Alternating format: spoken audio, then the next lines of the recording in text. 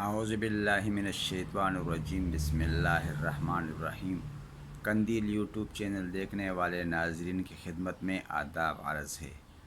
ناظرین، 28 مئی کے نوئے وقت اخبار میں جناب جنرل اسلم بیگ کا ایک کالم چھپا، جس میں انہوں نے کہا کہ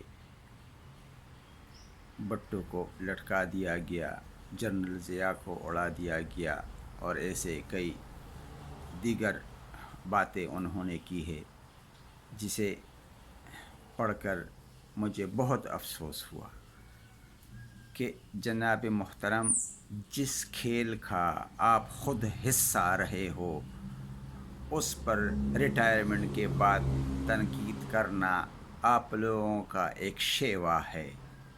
تمام جرنیل جب ریٹائر ہو جاتے ہیں، جس غلاظت سے نکلتے ہیں، اسی غلاظت کو تحقیرانہ انداز میں کتابوں، انٹرویوز اور کالموں کی صورت میں سامنے لاتے ہیں۔ کیا آپ اس وقت آرمی چیف نہیں تھے جب جنرل ضیاء کا طیارہ اڑایا گیا؟ آپ اس وقت الگ طیارے میں نہیں گئے تھے جب تمام قیمتی جرنلوں کو بٹھا کر آپ نے انہیں الگ جانے دیا اور خود الگ طیارے میں بیٹھ کر چیف آف آرمی کے متکبرانہ عہدے کو استعمال کرتے ہوئے آپ الگ طیارے میں اڑ کر چلے گئے؟ یہ عجیب انصاف ہے۔ اگر آپ تمام جرنلوں کا، کرنلوں کا ریٹائرمنٹ کے بعد کتابوں، ٹاک شوز اور انٹرویو کا اندازہ لگا لیں تو سب آپ کو امریکہ نواز پالیسیوں کے دشمن نظر آئیں گے، لیکن یہی حضرات جب عہدہ سنبھالے ہوئے ہوتے ہیں تو امریکہ کے آگے ہی سجدہ ریز ہوتے ہیں۔ یہ کتنے افسوس کی بات ہے کہ طیارہ تباہ ہوا قیمتی جرنیلوں کے ساتھ، اور جنرل مرزا اسلم بیگ صاحب الگ چلے گئے۔ کم از کم تحقیقات کرنے کا حکم تو دے سکتے تھے بطور آرمی چیف، لیکن نہیں، آپ نے گرد و غبار ڈال دیا، کوئی سنوائی نہ ہوئی تمام جرنلوں کی، قوم کے آہوں کی، کیونکہ یہ قیمتی جانیں تو غریب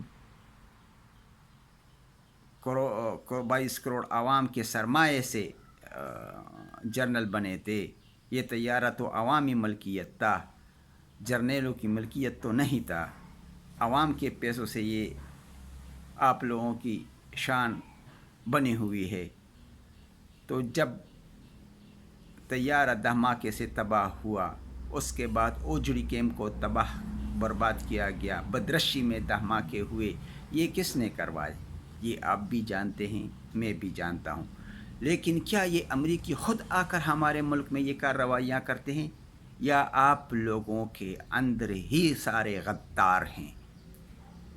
یہ بات کیوں نہیں کہتے؟ اوجڑی کیمپ میں امریکی آ کر گھس گئے تھے، بدرشی میں امریکی آئے تھے، جنرل ضیاء کا طیارہ امریکیوں نے اڑایا، تباہ و برباد کیا۔ بھٹو کو پھانسی لگوانے امریکی آئے تھے۔ جتنا بھی اس گند میں ہاتھ ڈالو گے اتنی ہی بدبو آئے گی جنرل صاحب۔ سب غلاظت آپ لوگوں کے ہی پیدا کردہ ہے۔ طالبان بنانا، طالبان کو پھر فسادی کہنا، جہاد، مقدس جہاد سے پھر گالی فساد بنانا، بالکل الٹ چلنا، یہ آپ لوگوں کو ہی زیب دیتا ہے، کیونکہ آپ لوگ سب مہرے ہو، اقتدار تک مہرے لاتے ہو۔ لیاقت علی خان کو روس جانے سے روکنا جرنیلوں اور بیوروکریسی کا کارنامہ تھا، جس کا خمیازہ آج تک قوم بھگت رہا ہے۔ یہ الٹی پلٹی پالیسیاں آپ لوگوں کا ہی ثواب دید ہے۔ عوام کی تو کوئی حیثیت نہیں۔ کیا جنرل ایوب خان نے عوام سے پوچھ کر امریکہ کو بڈبیر میں خفیہ اڈا دیا تھا روس کے خلاف؟ ہرگز نہیں، عوام سے تو پوچھا بھی نہیں گیا۔ اور پھر ان کی اوقات دیکھیے کہ اسی اڈے کے معائنے کے لیے گئے تو گیٹ سے واپس کیے گئے۔